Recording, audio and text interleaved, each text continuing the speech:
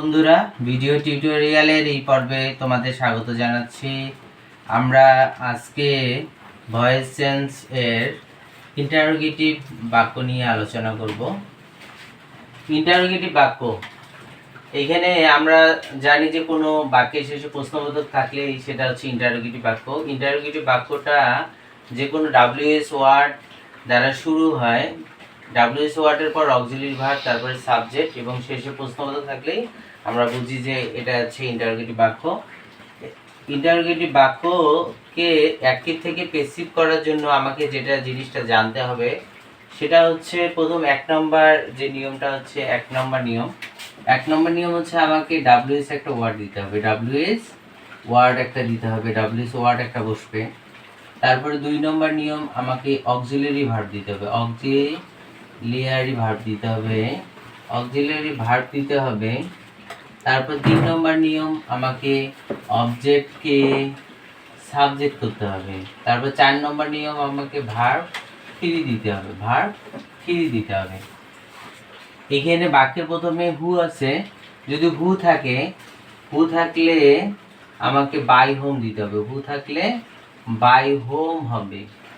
আর যদি পরীক্ষায় যদি হোম থাকলে হু হবে। আর যদি হোয়াট থাকে হোয়াট হবে, হোয়াট থাকলে হোয়াট হবে, হোয়েন থাকলে হোয়েন হবে। শুধুমাত্র ব্যতিক্রম হচ্ছে দুইটা, যে কোনো ডাব্লিউএস ওয়ার্ড থাকলে যেটা থাকবে ওটাই আমরা বসায় দেব। আর শুধুমাত্র যদি হু থাকে তাহলে বাই হোম দেবো, আর হোম থাকলে শুধুমাত্র হু দেব। এইখানে আমাকে প্রথমে বলা হচ্ছে প্রথমে একটা ডাব্লিউএস ওয়ার্ড যেটা আছে ওটাই আমাকে দিতে হবে, ডাব্লিউএস ওয়ার্ডটা দিতে হবে, হু আছে। আমি কি ব্যবহার করব? বাই হোম দেব। তারপর কি করতে হবে? আমাকে একটা অক্সিলিয়ারি ভার্ব দিতে হবে। আমরা অক্সিলিয়ারি ভার্ব দেওয়ার আমরা কতদিন একটা নিয়ম শিখেছি যে যদি বাক্যের মধ্যে অ্যামিসার থাকে তাহলে আমাকে অ্যামিসার সহ অ্যামিসারের যে কোনো একটা দিতে হবে, তার সাথে বিং যুক্ত করে দিতে হবে।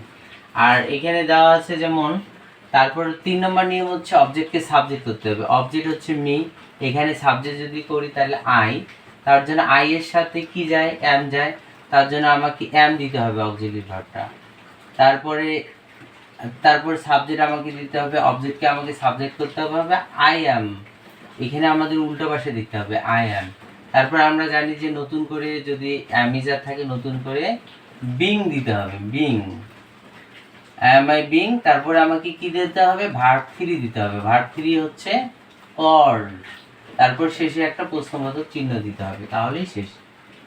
তারপর হোয়াট দেওয়া আছে, হোয়াট থাকলে হোয়াটই হবে। আমরা বলছি যদি হোয়াট থাকে হোয়াট, হোয়েন, হোয়ার, যে কোনো ডাব্লিউএস ওয়ার্ড থাকলে সেটাই হবে। শুধুমাত্র দুইটা হচ্ছে ব্যতিক্রম নিয়ম।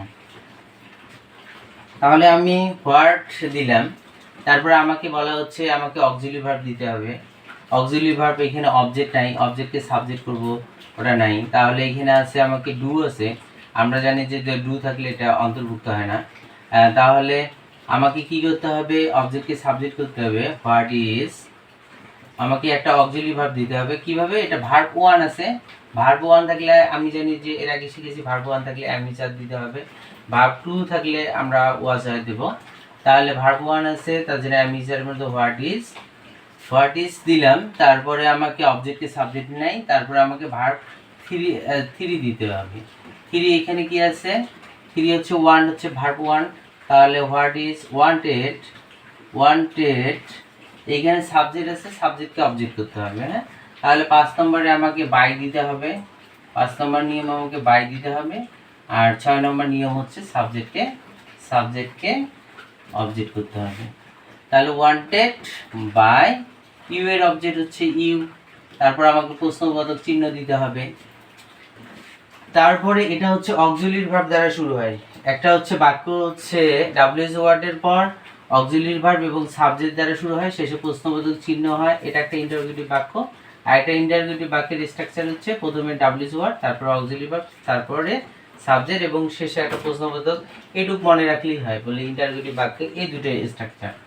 তাহলে আমাকে প্রথমে কি করতে হবে? এখানে আমাকে ডাব্লিউএস ওয়ার্ড নাই, তাহলে এই নিয়মটা প্রযোজ্য না, এই নিয়মটা আসবে না, এটা অক্সিলিয়ারি ভার্ব প্রথমে দিতে হবে। তাহলে অক্সিলিয়ারি ভার্ব দেব আমি অক্সিলারি ভার্ব দেওয়ার জন্য আমাকে অক্সিলারি ভার্ব দেব। তাহলে মি আছে, মি সাবজেক্ট হচ্ছে আই।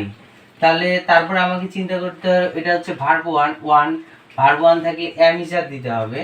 যদি অবজেক্টে সাবজেক্টের যদি আই আসে তাহলে কি হবে, ভার্ব ওয়ান আই এর সাথে কোন অক্সিলারি ভার্বটা যায়, এম। তার জন্য আমাকে প্রথমে এম দিতে হবে, এম, এম আই। তারপরে কি দিতে হবে, অবজেক্টকে সাবজেক্ট দিতে হবে, 3 নম্বর নিয়ম, এম আই। তারপরে এম আই, তারপরে আমাকে এম আই, আমি অবজেক্টকে সাবজেক্ট, তারপর ভার্ব 2 দেব, ভার্ব 3 দেব। ওয়ানটা কি হবে, এম আই ওয়ান্টেড, ওয়ান্টেড। এখানে ইউ আছে সাবজেক্ট, সাবজেক্টকে অবজেক্ট করব, তাহলে 5 নম্বর নিয়ম আমি বাই দেব। ইউ এর অবজেক্ট হচ্ছে সাবজেক্টের, ইউ এর অবজেক্ট ফর্ম হচ্ছে ইউ। তারপরের বাক্যটা আমাকে কি করতে হবে, প্রথমে অক্সিলারি ভার্ব দিতে হবে। এখানে দেম আছে, দেম, দেম, দেম এর অবজেক্টকে সাবজেক্ট করতে গেলে দে হয়। এটা হচ্ছে ভার্ব ওয়ান আছে, ভার্ব ওয়ান নো মানে জানা, ভার্ব ওয়ান আছে, ভার্ব ওয়ান থাকলে আমি জানি যে অ্যামিজার দিতে হবে। আর এটা যদি আমাদের দে আসে, দের সাথে অ্যামিজারের মধ্যে কি যায়, দে আর। তার জন্য আমাকে প্রথমে অক্সিলারি ভার্ব দিতে হবে। অক্সিলারি ভার্ব হিসেবে আমি কি দেব, আর, আর তারপরে আর দে, আর দে লিখলাম। তারপরে আর দে, তারপর ভার্ব, ভার্ব 3 আমাকে দিতে হবে, known, K N O W N, known দেব। তারপর আমাকে বাই বা যে কোনো একটা প্রিপোজিশন, কিছু কিছু অ্যাপ্রোপ্রিয়েট প্রিপোজিশন আছে যেটার মধ্যে বাই ব্যবহার করা যায় না, যেমন নোনের সাথে টু ব্যবহার করা হয়, এটা একটা অ্যাপ্রোপ্রিয়েট প্রিপোজিশন। ওটা সব সময় যে বাই হবে এমনটা না। তার জন্য এখানে প্রিপোজিশন হবে টু, হবে নোন টু। তারপর আমাকে 4 নম্বর known to, known, known to. তারপরে ইউ আছে, ইউ হচ্ছে সাবজেক্ট, সাবজেক্টের object form you, you, you বসাই দেব। তারপরে প্রশ্নবোধক চিহ্ন দেব। তাহলে আজ এ পর্যন্ত, দেখা হবে পরের টিউটোরিয়ালে।